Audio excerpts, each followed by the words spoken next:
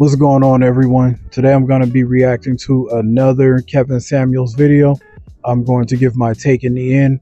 Just let me know what you think about the video. Hey, Renicia, how are you? I'm wonderful. Thank you. Are you a PhD? So, I'm a PhD. I like to think that I have my stuff together. I'm Okay. beautiful. I have a great body. I just turned 30. I don't have any children. I work as a graduate assessor, and I'm also a high school English teacher. Okay. And I am single. I was listening to the other day when you were talking about Tracy Ellis Ross, and I was a little taken back at some of the things you said. So I was trying to understand, even today you were saying a woman shouldn't be, her first focus should be on a man. And I just feel like if I sit around and wait for a man to do it, I'm never gonna grow or be a better person for that man. Even looking at statistics, the amount of black men, because I want a black man incarcerated. Hold on now. So now I'm gonna stop you right here. Gay. Whoa. Hold on. This is a conversation. I'm gonna shut this shit down right here. 51% of black men are single and childless. 64% are in the middle class. What you just said is an outright lie that has been disproven, debunked for decades, and you're still talking about it. Blackdemographics.com. Black statistics for black people by black people even debunks this. So please, ma'am, stop repeating that lie. I might have to fact check, but those are fact check it all you want to. That's okay. I say this because I'm a black man, and when I hear black women repeat this lie, it bothers me, because you're going to give me 51% are single and childless. Do you believe that or not? I'm gonna take you for your word. I'm asking you, do you believe it? I believe something else until you told me that. What percentage of black men are, okay, please turn off YouTube in the background. And that's fine. But if we're going to have a conversation, it has to be rooted in facts, because you ladies love the facts that make you look good. And the ones you're saying talk about black men are in jail and down low and all this other kind of stuff. Man, that's an old trope that's been around since the 80s. In daytime TV, Oprah, Sally Jesse Raphael Donahue made millions and billions off of destroying black men. And when I hear black women going right along, educated black women going right along with this, when all it takes is a simple Google search, and you can find blackdemographics.com. Just like the previous caller that I had to shut down when I said, according to the CDC, black men make the most involved active fathers. And no, black men can't be shit. So I mean, let's move. Shit. So but the fact is, 51% are single and childless, and 64% are in the middle class. So now, what's the issue? I mean, I guess I have to explore those things. I guess the issue now is me. So what's my issue? Well, do you want to be married? I do, possibly, but I'm happily single as well. So okay, well, happily single. What does that mean? It means that if I never have the opportunity or meet the right person, I will be okay with that. Why would you never have the opportunity? If I just didn't meet the right person that made me feel special and loved, important, treated me right, didn't cheat, all that stuff. So in other words, I feel like I got it. Excuse me. Okay. Well,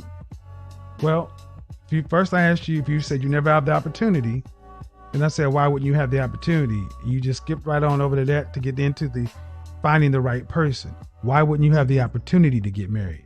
Can you get married? Are you legally single? I am.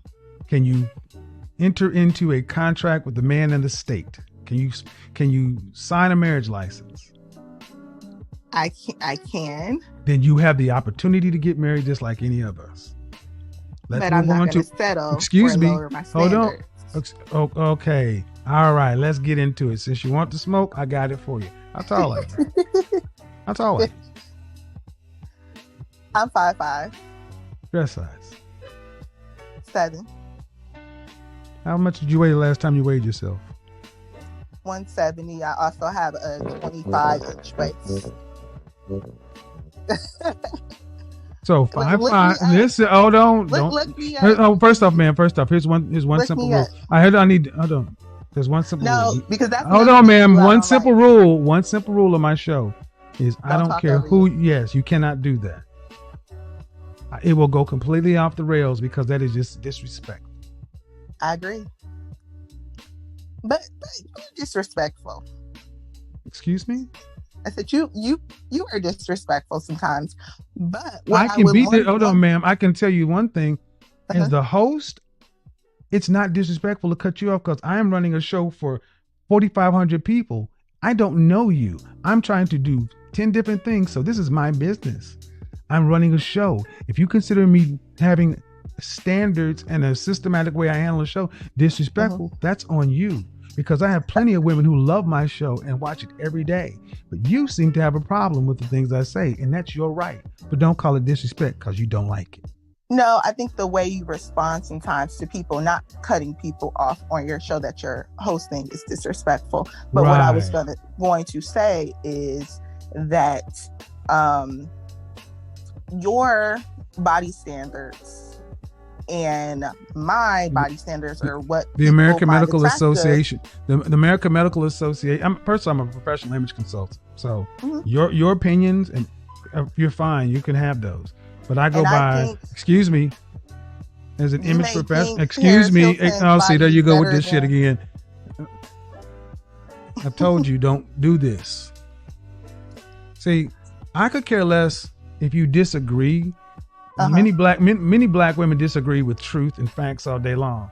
Many black women will say they're thick when they're obese. 80% of black women are overweight. Is that true or false?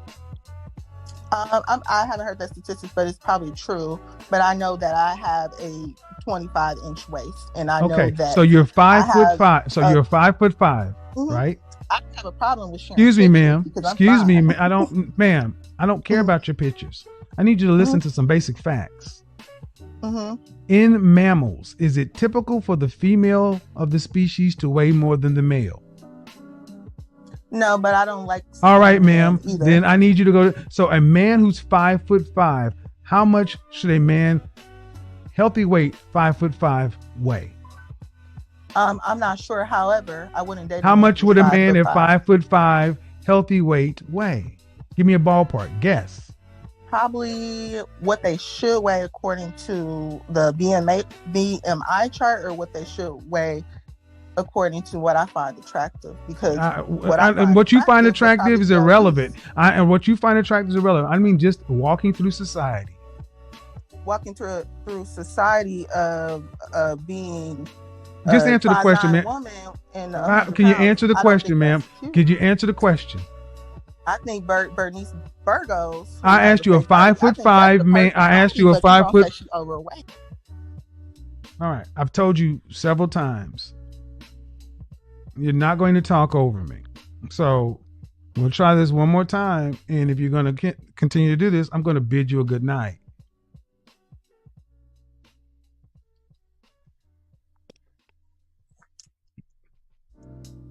Hello? I asked you to answer the question. And you just keep on saying what you want to say. I just asked you to be polite, man. I'm trying to be polite to you. Could you please answer the question? Just give me a ballpark. How much should a 5'5" man weigh? I was actually just looking at this chart recently, and I believe it's between 175 and 195. No, ma'am, it's not. The average American man in 1960 was 5'9" 3/4, 5'10", and he weighed 165 pounds. The average American female at the same time was 5'4", 120 pounds. Fast forward 55 years later, the average American man was still 5'10", and his weight had ballooned up from 165 to a whopping 168. He gained 3 pounds in 55 years. Yet the average American woman went from 120 to 160, a 40-pound differential. There should roughly be a 40 to 45-pound differential between men and women. The average height of a black woman, average weight of a black woman in this country, 5'4", 187. 80% of you are overweight, and you think because you have a nice snatched waist and a big ass, and you like where the fat landed, that changes the way the body is set up. You're overweight for your height, and bottom line, you weigh more than a man. I don't weigh more than the man I date. If a man was your height, you would weigh more than he does. You weigh more than the average American male who's 5'10". Did you not hear me say that the average man is 5'10", 168? You weigh more than the average man in this country. And the average man in this country is in my average man in this country. And you can have all your defiant attitude and not like it and challenge the BMI and the racial disparity, whatever. Doesn't matter. You're overweight for your height. I am, and I'm fine as hell. Well, good. Knock it out. You could be as fine as hell. And the problem you had with me saying Tracee Ellis Ross could not get a high value man, and she's happily being single, is what? Oh, do you consider Tracee Ellis Ross overweight? Is her BMI, her butt? I asked you, see, the proper thing to do, ma'am, is before you ask a question, you answer the question that's been asked. You don't answer a question while asking another one. That's rude. That's disrespectful. You're an educated woman. You should know communications. Well, then you should know how to do it better than I do. I definitely do. Well, apparently, but you're not making a very good showing, ma'am, because you're being very rude and disrespectful as far as communication goes. You've done this many times. I've had to mute you twice. I'm a PhD. So the question was, answer the question. At this point, I don't remember the question. Right. So you have a degree in communication, but you can't keep up with the communication. I mean, it's a lot going on, sir. I'm right here. I'm on task. You're the one that said have your degree in communication. I do. So show your work. I asked the question. What's the answer to the question I asked? I asked you the question again. All right. So in other words, you are being disrespectful because you're not even paying attention to the person who's hosting the show and the question I'm asking. You want to say what you want to say so much. You basically said, fuck you and your question. I'm going to say what I want.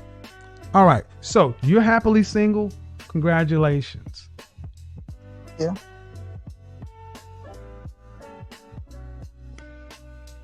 What else? I said, thank you. So what else would you like us to know? I mean, I believe that's it. And you're how old again? Say that again for me. You say you're how old again? I'm 30.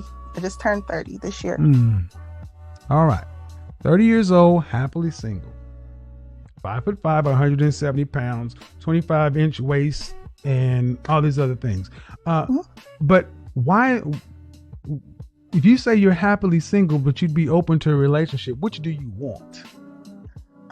So right now, I decided because I was dating someone and I got out of that. Can you make it short, and please, ma'am? like, there are 4,700 people. Can you please kind of shorten it down so we can go back and forth? Which one would you like? Which one do you want? Do you want to stay single? Would you like to be in a relationship or married? Right now I'm focusing on me for a while, but after that, yeah, someday what? Maybe in a year I'll consider like dating and meeting someone, getting married.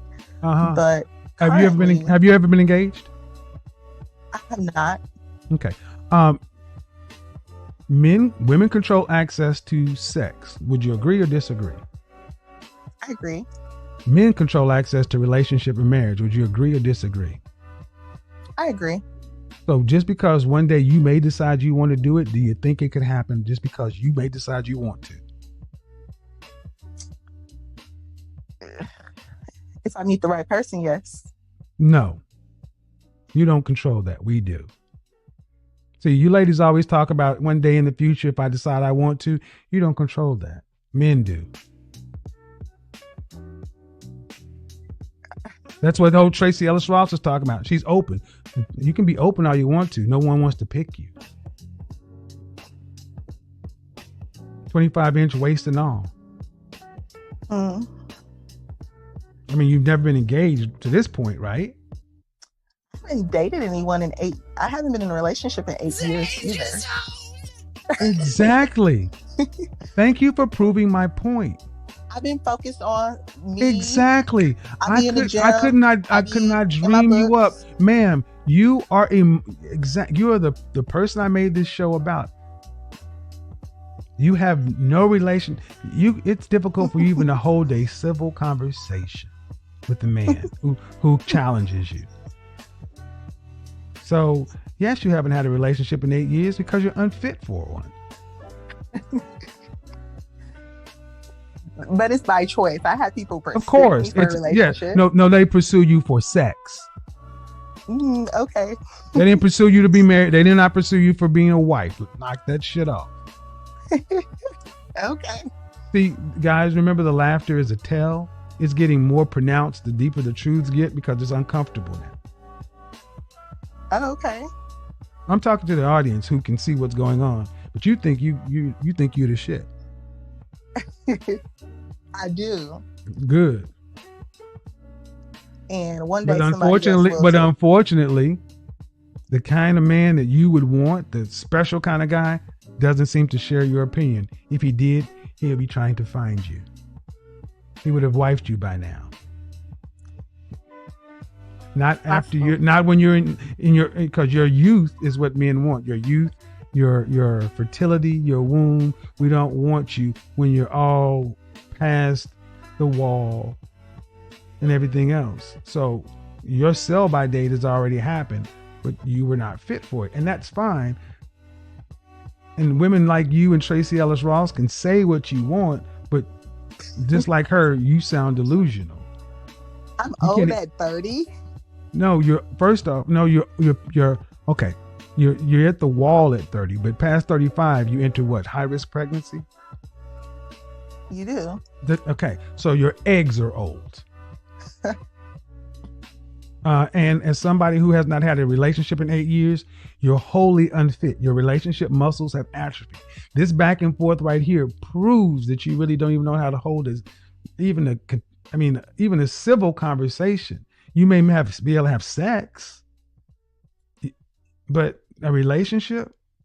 No. So it's not as though you could just turn this shit on and off when you choose to.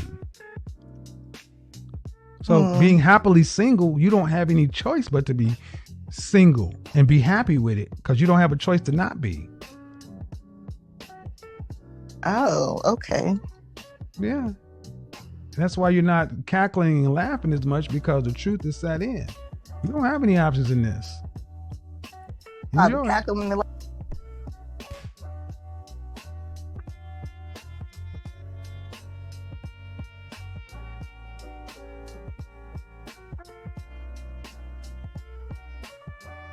This woman unpacked so many different lessons here because it was centered around lack of accountability, entitlement, selfishness.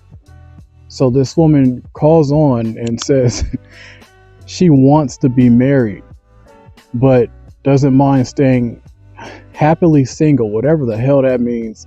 That another coping mechanism. Happily single, that's probably one of the dumbest terms that I've heard so far, and I've only heard women use that literally just as a cope. But nonetheless, this is the host of the show in particular that she's cutting off. You know, it was strictly about her needs, her wants. When Kevin pushed back, her response, oh yeah, well, I have guys in my DMs. So this is actually more for the guys, to where I would actually put onus on you. Really ask yourself, with this type of demeanor and behavior, do you really think you would be at peace with bringing someone like this home? And it's not even just the high value ones, because no high value guy is going to be looking her way, but just regular men who want peace. And you can even take it a step further. Even if, you know, you wanted to pursue her just for sex, what are you going to actually have to give up before you actually get the sex, if you even get it. Is it really worth it, considering there's so many beautiful women out here, women that are not even like this? Why would you even be willing to put yourself in that position? So I just believe a lot of you men should stop, chasing after women just because they're pretty, because when you do, this entitlement is going to continue to grow in the society, and it's just not going to stop. And again, this is a woman who there's no real life lessons that you can really show her. Everything was a joke. The laughing was actually a tale. There was anything related to what this man said to actually demonstrate something funny. There was no laughing here. And I actually wish Kevin would have taken her up on her offer and had her cam up, but it doesn't even matter. I don't see why any man would actually want to deal with that.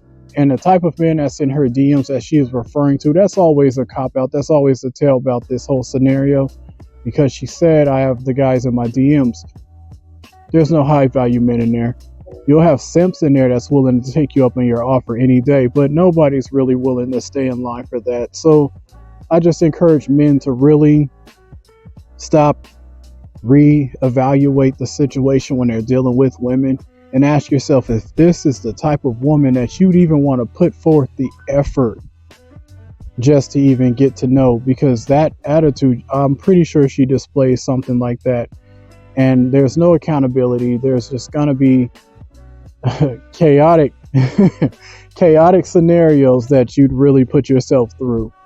I mean, hey, to each their own. If you find yourself attracted to this type of woman, hey, by all means go for it, but really think about what your life will look like. This video showed a lot of things. Again, shout out to Kevin for having everybody see this. I really encourage everybody to look at his channel, check out all of his videos. Anyways, if you feel what he was saying, let me know in the comments. If not, hey, also let me know in the comments. But all in all, I just believe us as men should stop, rewarding bad behavior. And this is a prime example of what happens. Leave your comments down below.